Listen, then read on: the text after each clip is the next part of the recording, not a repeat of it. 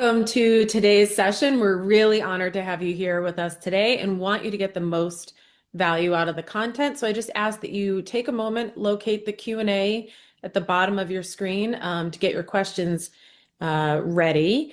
And I'd ask usually when people ask questions, it's sometimes a little random. And so if you could add some context to your questions so we know what you're referring to, because sometimes we don't see them right away, and it's always good to know a little of the context behind the question.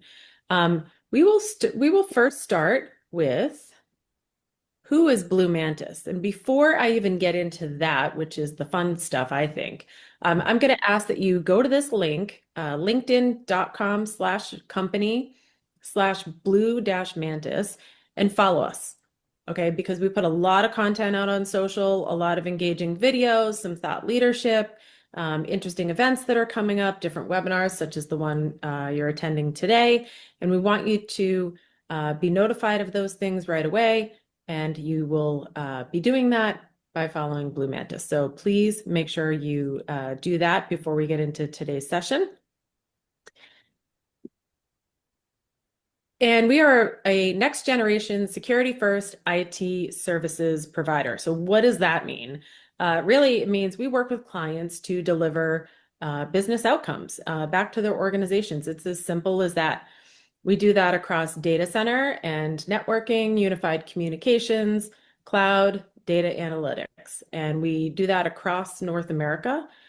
We have thousands of clients. We have very high satisfaction ratings, and we'll get into that more in a second. But truly, our goal is to help you be more effective in your role, optimize your spend, and make all of the technology purchases you have work and work well. And so I'll step first into today's agenda. I think I've done a great job of covering the first point, the welcome and introduction. We'll move into the reality check here in a second. We'll talk about what it means to turn it around. We'll show what good looks like, and we'll get into Q&A. And so we'll also cover why Blue Mantis. And this is, we are not here to sell you, although we do have some really amazing accolades that I think we should spend a moment to, shine a spotlight on. As it relates to, our ServiceNow CSAT score, that's that number up at the top. We have a 4.8 out of 5 CSAT score, which is well above the industry average of 4.2. So if you think about that as a letter grade, I think we scored about a 96 on this test, and I think that's pretty remarkable. We have over 57 certifications across ITSM, ITAM, all the other acronyms, and SecOps. And that is a significant investment of time, money, resources, talent, brain space, and that reflects in our CSAT score. Those two numbers are inextricably linked. The average years of our practitioners is over 8. And again, when you think about when ServiceNow came out of the gate, there aren't many companies that can say they have that level of tenure on staff. And these are badged employees, which is important to mention. And then we have 135, more than 135 now, ServiceNow deployments that have successfully been deployed across multiple industries. And so we have a lot of breadth and depth of experience. And I think you'll as this webinar goes on, you'll be able to see more about that. And it's really important to note too, all of the great stats that I just covered, I touched on it briefly, but these are badged employees. So we have an onshore, nearshore, and offshore delivery and collaboration team that are all Blue Mantis badged employees. So these are people that are accessible, people that you can contact and you can develop real solid relationships with. So we're really, really proud of that. So enough about me and what I'm here to cover. Let me take a moment and introduce our speakers for today. First, we have Steve Mifsud. He is the VP and head of ServiceNow Center of Excellence at Blue Mantis, and I am so excited for you to hear from him today. I was doing a little research thinking of like, I really wanted something witty to say about Steve. Um, and so I came up with, he brings a rare combination of operational discipline. Look at his face. He's nervous about what I'm going to say. Operational discipline and forward-thinking innovation to the team. But then I added my own color, which is he is one of the most humble people I've ever met and had the pleasure of working with. So no pressure, but that's Steve in a nutshell. And Thanks. then Paul, you're welcome. Please send your checks to just kidding. Paul Hindman is an expert in helping organizations navigate complex IT environments and drive meaningful outcomes. So there's again that outcome word. But I would say you would be hard pressed to find a more charismatic and approachable human than Paul. So again, no pressure, but No pressure. Thank you, colleague. with Delighted to be here. with that, I thought we would maybe kick our session off with a real conversation. Paul, we'll start with you, and I would think this is probably something that you hear every week. A customer comes to you and says, "We're not getting value out of ServiceNow." What does that mean, and what are they really experiencing? So it's a great commentary, and definitely it's certainly become more common of late. And I would say day to day, it really shows up as a few different things. First off, backlogs that won't clear, uh, cu customers that have had upgrades that have turned into a crisis, or a situation where they've got requests from the business, frankly, piling up faster than they can work through them. Often that's a function of the fact that they didn't understand really what they were getting into with ServiceNow, which is a very dynamic, highly capable platform to enable the proper outcomes for business. Oftentimes, as well, it's a function of them not putting the right team in place. So it's not just about keeping the lights on. It's about how do you take and evolve the platform from where you started to where you need it to be to really generate that value. And frankly, it's a matter of perspective. They may not have had the right perspective from perhaps the partner that they worked with to implement their solution in their environment. So really, that those are the kinds of things that often show themselves when a customer comes forward with the questioning the value of the platform. Brilliant. And Steve, you must hear those same complaints all the time, but from a technical perspective, what's actually going on under the hood? Is the platform the problem? Is it a people problem? Or is it a governance problem? Yeah, thanks, Colin. It's rarely a platform problem. It's really mostly driving. It's a people problem and a governance problem, which then leads to a platform problem. The biggest aspect about people is that it's hard to find resources in the ServiceNow ecosystem. And then when organizations are onboarding, they're onboarding a limited number of resources to manage their ServiceNow environment. So, and then when you have minimal resources, you're not following best of governance, which then drives into a platform problem. As each of the city releases, which are now, sorry, country releases, ServiceNow is just changing from city releases semi-annually to country releases. As those come into your organization, the customization that's been done on the instance limits your ability to be able to upgrade and get the complete benefits of each upgrade going forward. So again, more people and governance rather than a platform issue. Excellent. Paul, let's talk about the business side of this. When you're sitting across from a customer talking about budget and resources, what does that conversation usually uncover? So usually that conversation is a function of whether you have a backlog or not. It's not whether you have a backlog or not. It's a question of how big it is and frankly, what's your plan to tackle that? Very often client teams get pulled in a couple of different directions. So it's not really just about keeping the platform running. They also find themselves, similar to the earlier question, justifying why it isn't delivering more. So, as I said earlier, being able to evolve and mature the platform is key to really driving those outcomes. And frankly, when an organization or a team finds themselves in a position like that, frankly, that's when it becomes unsustainable. So the key is really having a plan for ongoing resources and budget to sustain that that's proactive and not reactive. Easy to say, but frankly, many organizations don't build a plan until they already find themselves in that predicament. Now, having said all that, it's not all bad news. In fact, one of my favorite stories, and believe me, there's far more than just one, but this one comes to mind.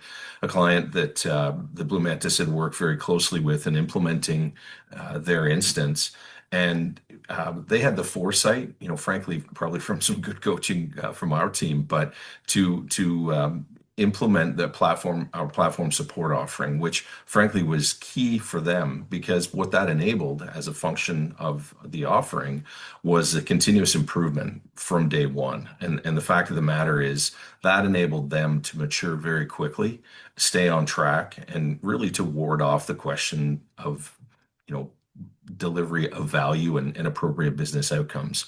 So I won't drain the swamp on that one right now because we are going to talk a little bit more about it as we go forward. But that's kind of the key that I find ongoing. Perfect. Excuse me. Steve, we talked about the backlog, the resourcing, the budget pressure, but if you had to point out one thing that sits underneath all of it, what would that be? So I think it's prioritization of the backlog. Organizations struggle with this. I think as ServiceNow gets into an organization, a backlog organically grows very quickly. The power of ServiceNow, everyone starts to see the value of it, and everyone starts to jump on board, and all of a sudden they want their priority, their item to be in the backlog to be the first priority. So appointing an executive owner of the backlog is first and foremost critical. And creating a scoring system to be able to measure your backlog, looking at your ROI, your organizational strategy, a prioritization, how to be able to score your each of your items in the backlog. That prioritization then drives the value that you're going to get from delivering items at a quicker pace and start to see ROI on the platform as quickly as possible. Beautiful. And that's what everybody wants. So we've got a pretty clear picture now of maybe what's breaking and why. So, Steve and Paul, let's flip it. How do you turn this around? So one of the things that we always recommend is the ServiceNow health check that we have. The Blue Mantis has an offering to come in and do a health check. And really, what we do as part of a health check, come in and take a look at not just the platform that's been implemented, but the supporting mechanism around that platform. Has it been, configured rather than customized? Has it been, is the appropriate roles in place to be able to support the environment? Is the governance, the segregation of duties in place to be able to protect your direction of what you're trying to achieve? Your data. We look at licensing utilization, as well as we help to build the roadmap, which includes your product backlog going forward. So before you start platform support, we can hit the ground running once we, initiate the platform support and continuous improvement. So once you've done the health check, you're looking at the backlog. How do you decide where to start? So it's a little bit back to my original statement on prioritization. Understanding the organization, what is important to them. Is there a driver like an audit issue or an asset management issue? Is there a cost driver trying to reduce cost to the organization, which might be an asset management, software asset management saving?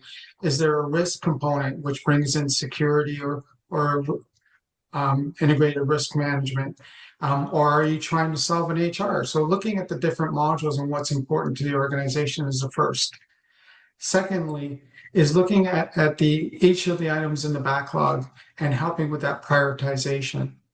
As I alluded to, looking at the ROI, looking at which of the items that get you your bang for your buck as quickly as possible. And then putting a team in place to be able to achieve that is to, through our continuous improvement and start those processes moving and continuously adjusting. I think that some organizations make a mistake of, creating a backlog and thinking it's done and we're good to operate for the next year, year and a half. The product backlog is a living list, basically. Every week it needs to be massaged, priorities change, priorities shift, um, items get escalated. Somebody's higher higher in the organization that screams the loudest might get the prioritization, but it might be other reasons that drive that. So that prioritization list is constantly being massaged so that you're always picking the most relevant items for your organization. Paul, how about if we send it back over to you? What about the people side of this, where where do you see the teams carrying the risk and they don't even realize they have it? Yeah, so there's a few different things that come to mind, and I just want to call out that this isn't perhaps unique to ServiceNow. Certainly, you may hear some familiar themes in what I'm about to talk to, but definitely want to point out the fact that these are very real situations within the ServiceNow ecosystem for our clients as well. So, how many times you find an organization or a team that has significant tribal knowledge that is sitting in one or two key players' heads? What happens if something happens to one of those key players? Again, if it's not written down, which leads me to my next point around lack of documentation. In this day and age, it's somewhat hard to believe, but it's a very real situation. There's a significant dependency on those individuals. In some cases, it arguably could be a function of self-preservation. But I guess the point that I would look to is the fact that, in the ServiceNow ecosystem, those with the right set of skills are highly sought after, highly valuable, which really brings me to my last point around scarcity. The fact that ServiceNow resources are very hot commodities, and for them to have an opportunity to jump somewhere, it happens all the time. We hear that consistently from clients and or prospective clients. As a function of their departure to another organization, not to suggest that they're taking IP with them, but they are taking institutional knowledge relative to the platform, which can be very, very challenging to recover from.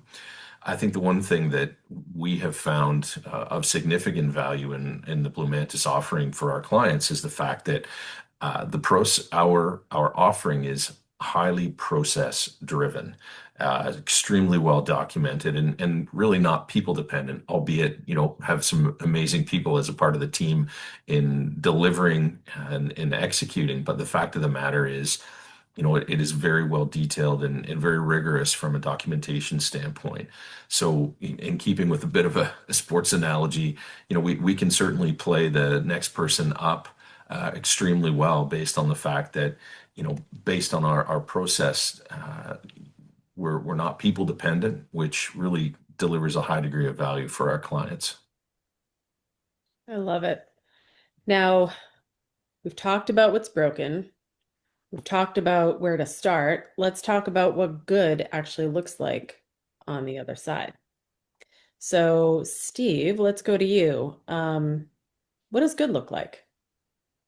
Yeah, so a good platform is, first of all, utilizing the platform to its fullest potential. One of the things we see with lots of our customers are they're paying for, an ITSM suite, but they're not fully capitalizing on every module within the ITSM suite. Asset management, major incident management, problem management. They're not leveraging the service portal for self-service. So having every module of what you purchased deployed and fully functional is very important. Looking at the platform at how it's designed to work. So many organizations look at, the intake and, bypass the service portal or the employee center to be able to inject tickets into the organization. And what they try to do is leverage email or telephone only as a conduit. But this doesn't actually frame up now when you start to want to look at AI capabilities. You want that virtual agent leveraging AI functionality to be able to front end each individual request incident before it opens up within the organization. So leveraging the platform is how it's intended is one area. Another is having the resources that are required. Now, ServiceNow recommends 15 different roles for to manage your ServiceNow instance. It doesn't mean 15 individuals, but 15 unique roles that actually do a separation of what is being delivered. So, having a business analyst to capture requirements so you have proper documentation to what Paul was alluding to, but then having a developer with the proper certification that knows best practices is important to do. But then finally on that process is having a tester that is, separating the segregation of, duties. So the person who's developing is not the person testing before it goes into production. That's very important. So again, having the resources in the proper place, and then having the governance, making sure that, everything is being approved appropriately. It's following best practices. We find so many customers start to customize within ServiceNow because they can. And then when they go to upgrade, they don't get the full benefits of that upgrade because ServiceNow then skips whatever's been customized. And now you're missing out on, great functionality that ServiceNow is creating in your future releases. So unless you back out of your customization, you're not going to capitalize on those new features. So we talked about what a ServiceNow program looks like when it's healthy. Maybe would you walk us through what a Blue Mantis platform support model looks like? So Blue Mantis's platform support has two specific tiers, but I'm going to focus on the gold tier today.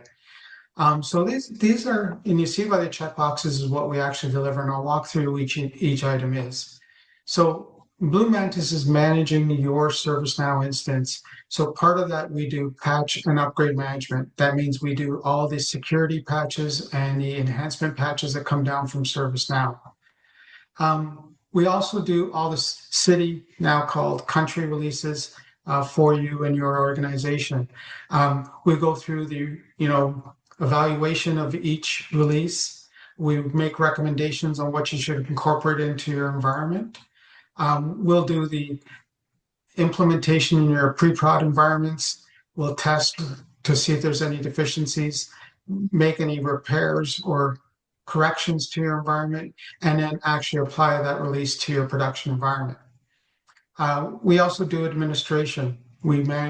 Adding users or creating distribution lists, notifications. We do that as part of the administration. We do release management. We define a whole a whole 2 weeks schedule for release management. And then we also do the monitoring of your environment. We monitor your instances for your scheduled jobs, the performance of your instance, how it's working. We do maintenance as part of the maintenance program. If there's tweaks to catalog items, if there's tweaks to workflows, we handle that as part of the platform support. And we become your ServiceNow user support. If there's any users that have problems with ServiceNow, we're your conduit to do that. We also become the customer's voice to ServiceNow.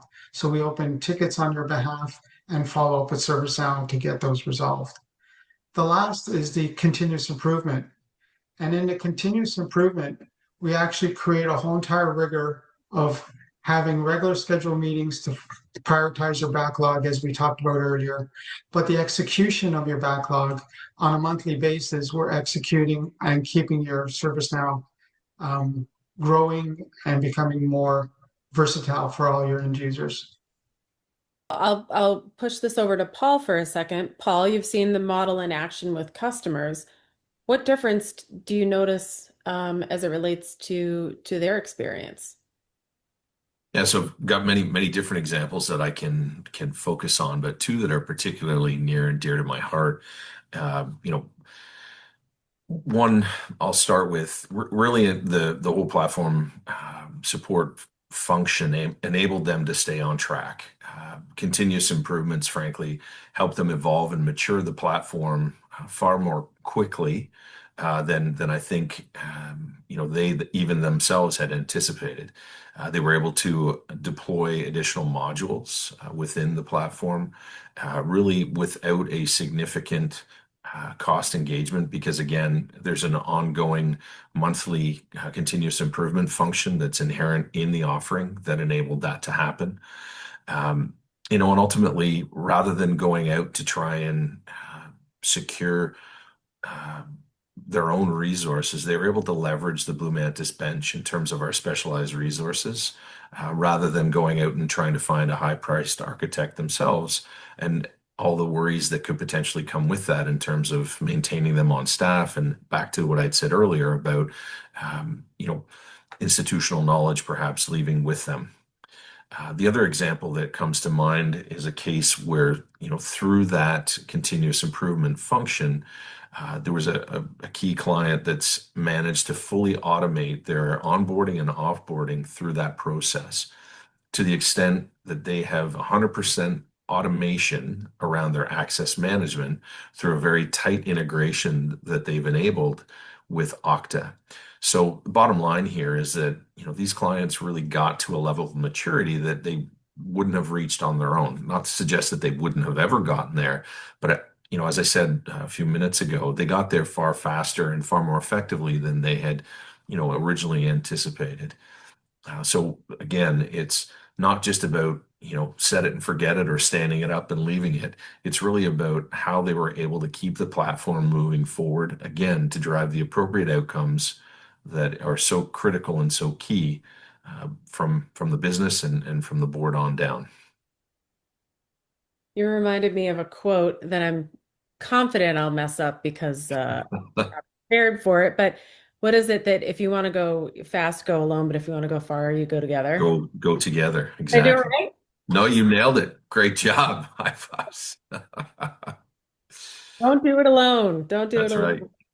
right. Steve, let's end on something every CIO in the room is dealing with right now, AI. Just almost, Hmm. it's almost becoming a curse word in some cases. But if a customer is falling behind, and it is here, it's our reality, and it's in a lot of cases it's really good. I should say that too. But if a customer is falling behind on releases, what does that mean for their AI readiness? So, Colleen, that's a perfect. It kind of feeds into the previous question that I had. When you start to customize, you start to break ServiceNow's core functionality, you start to lose the capability to leverage AI. We have some organizations that we've come in and they didn't use the service portal. They went directly to, they didn't want to front end that with the customers, or they didn't deploy the virtual agent or the search capabilities within ServiceNow. And so what it did is limits their ability to evolve and start to include AI as part of their solution.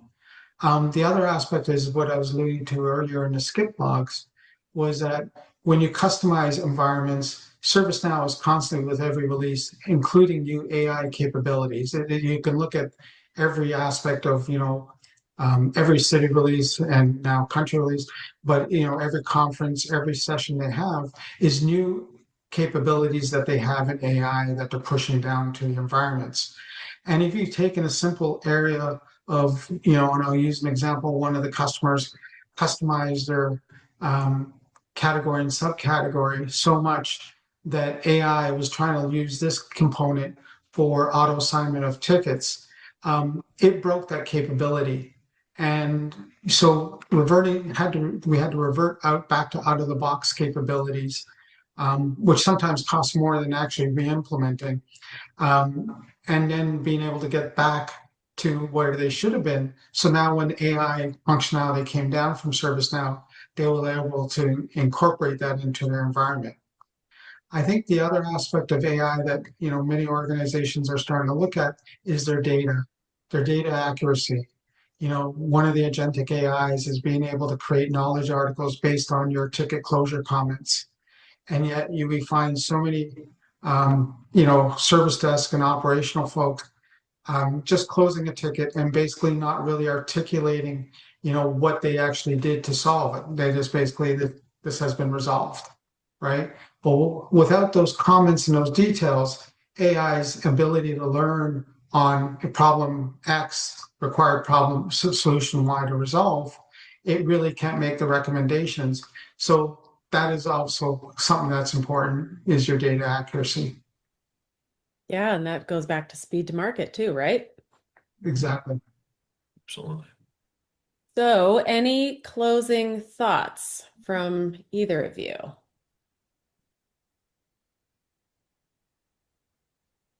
No? Great. That's okay. We've covered a lot. I'm putting you on the spot, so I thought maybe there might be a joke in there somewhere, but I think what is really important to underscore, again, we covered it in the beginning, the CSAT scores of 4.8 out of 5 are just, unprecedented scores. The technical depth and breadth that we have on the team as fully badged employees. It just, uh, the what's the word I'm looking for? Like the teamwork and the camaraderie and the collaboration that we have with ourselves and with our clients is just second to none. But also tried, trusted, and true processes. And nobody's paying me to say this, but I know for a fact that ServiceNow relies on us as a partner, and that's given the over 135 successful deployments that we have. So it's that operational excellence delivered at scale. It's, being able to deliver this platform stability back to our customers so future you, can, get back to doing the things that you're tasked to do. Let us carry the load for you and make you more successful. We really, welcome a conversation with you to, either connect you with customers that we've already worked with or share the stories of how we've taken them from this heaviness of technical debt to this operational excellence. And just thank you for your time and attention today. And with that, we will take questions. So the first one is we know our environment isn't in great shape, but we don't know where to start. What does the health check actually look like in practice? And how long does it take? And what do we walk away with? So I wonder, Steve, if maybe you're best to answer this question first. I, I can definitely take a stab at it. I'll just Um, take it back to you. so the health check can take no specific time frame. It's obviously due to the sizing of your environment. If you're deployed one or two modules, it can take about 4 to 6 weeks. The health check really has a couple of components, well, procedurally of what happens. First, there's a kickoff and an appreciation of what's been deployed, and then there's workshops that take place to gather intel with actually hands-on architects hands-on in your environment. And then a report is generated out the outcome of that. Now, each of the reports, as we talked about earlier, the licensing utilizations and outcome. Are you leveraging licensing to fulfill this potential? Do you have risks in your licensing? Are you out of compliance? We look at your features.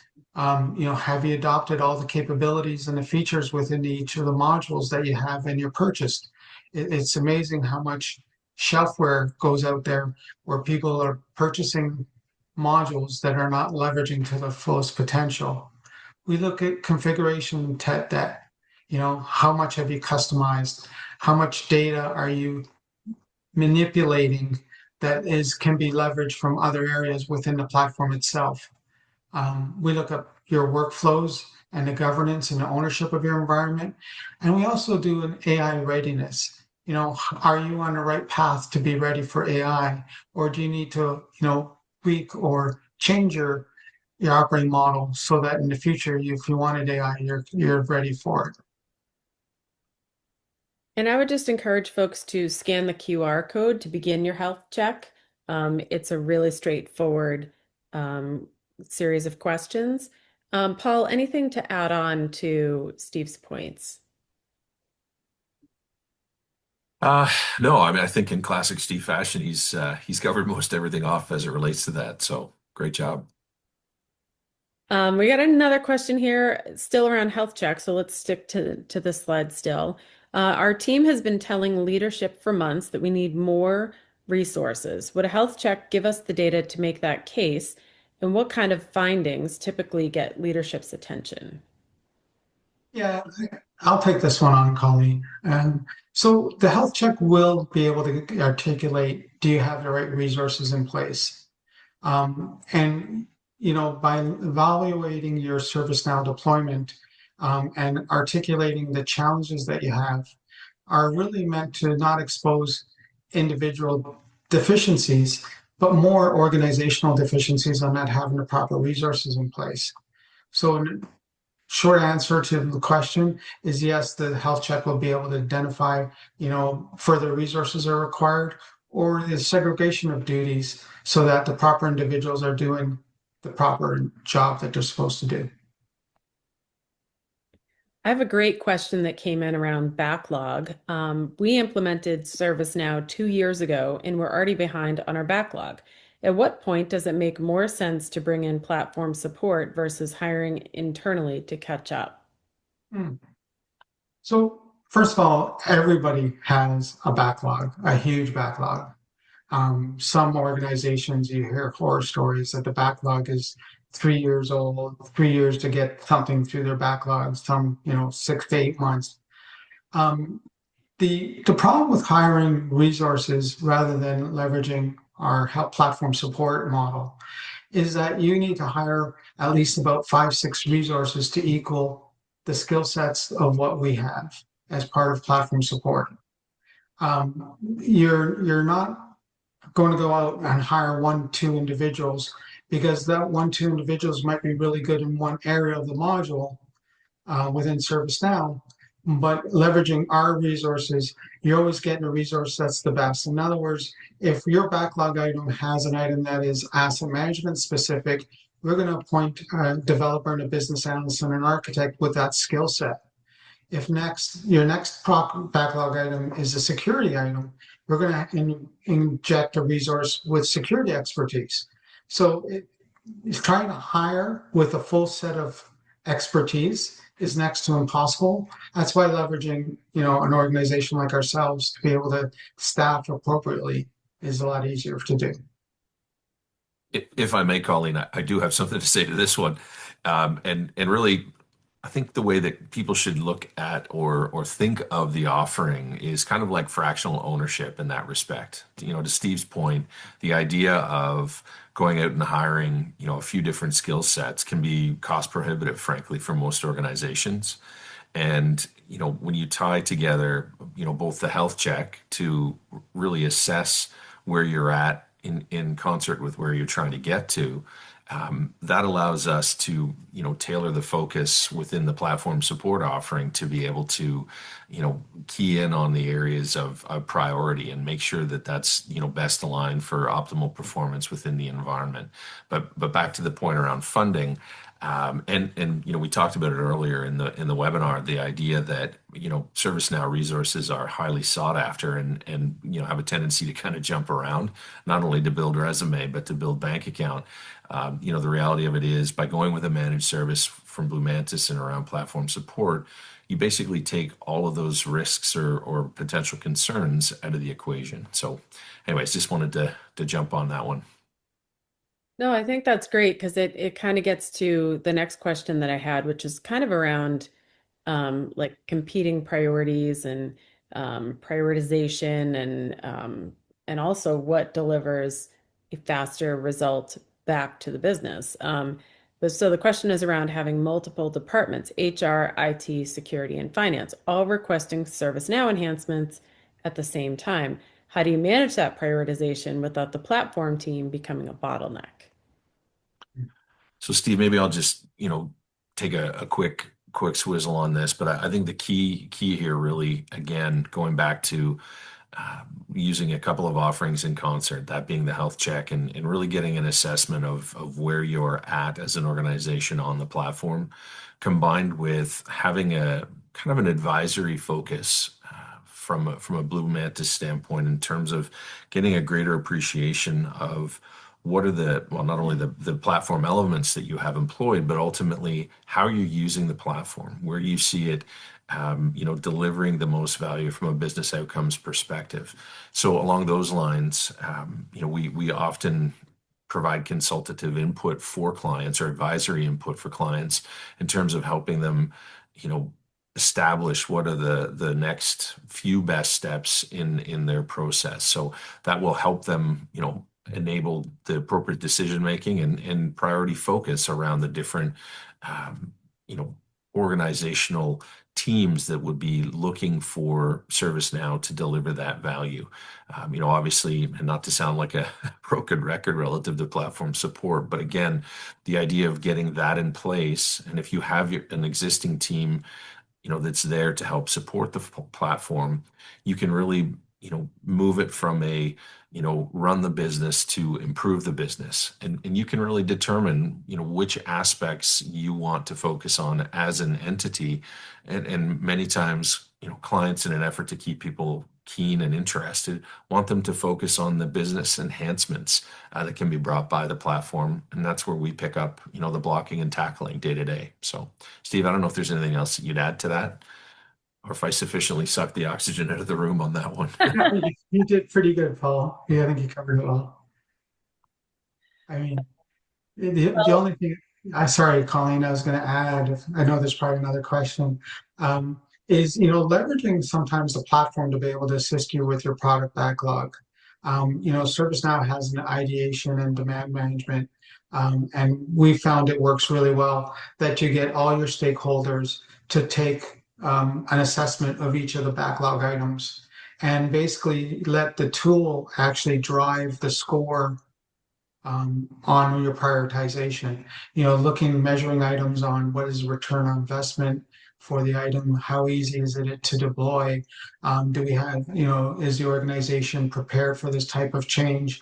And putting in an assessment questions that help generate a score that automatically helps prioritize your backlog. I love it. Well, I didn't tell you I was going to do this, but this is fun for me, and I'm talking. So here we go. This is my show. Here we go. So, what is the question? And I usually ask this when I'm interviewing people.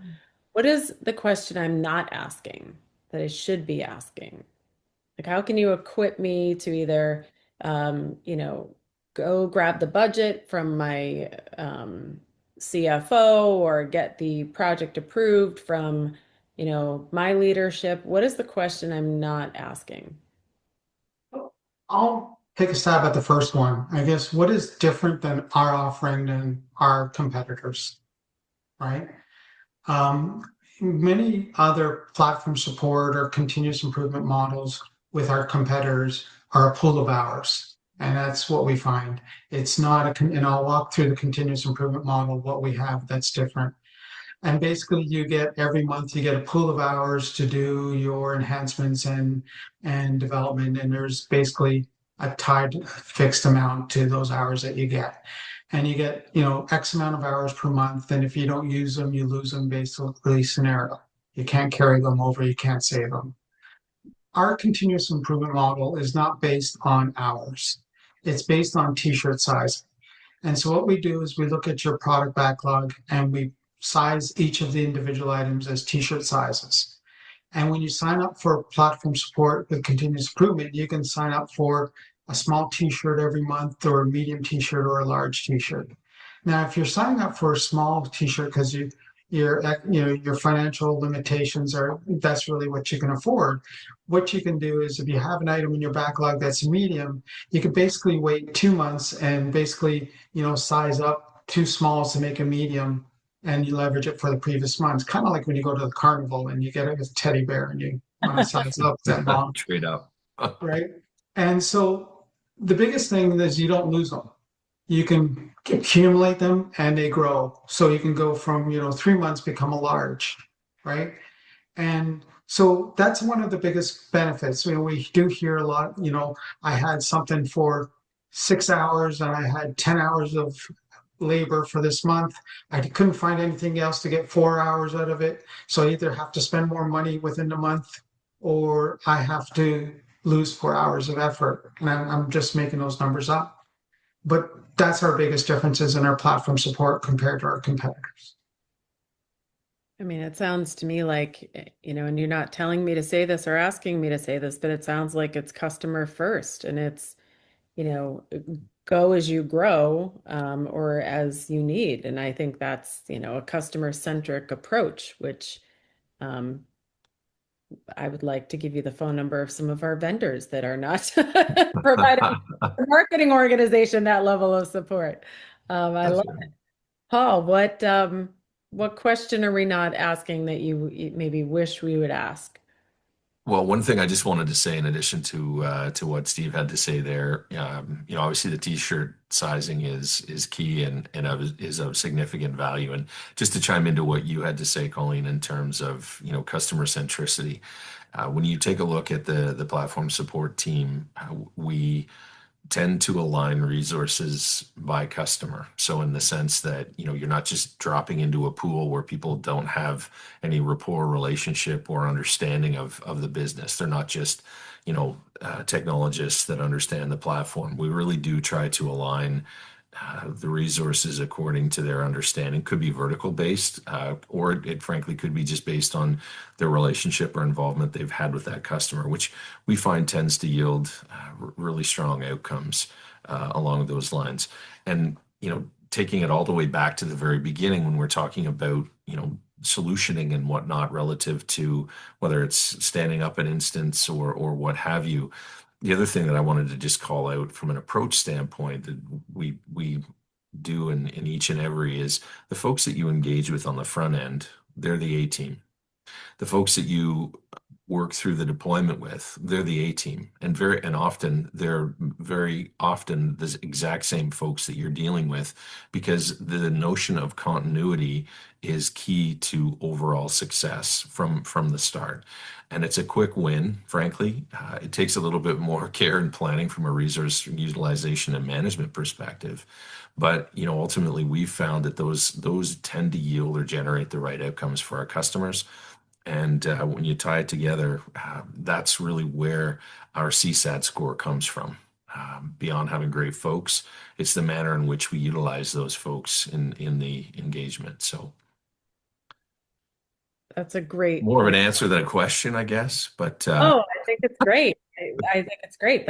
I mean, that is what really differentiates us from the competitors, like you said. And like Steve said, I think I don't think it can be said enough.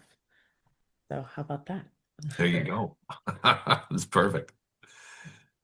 So with that, I guess we will to give a nod to what Paul just said, like we'll kind of end where we started, which is connect with us, back to LinkedIn, right? So follow us on LinkedIn, the Blue Mantis page itself, but then connect with us, Steve, Paul, and myself, Colleen Greco. We would love to continue the conversation. It's been a pleasure to host you today, and we hope to continue the conversation and look forward to future engagements. Have a great day.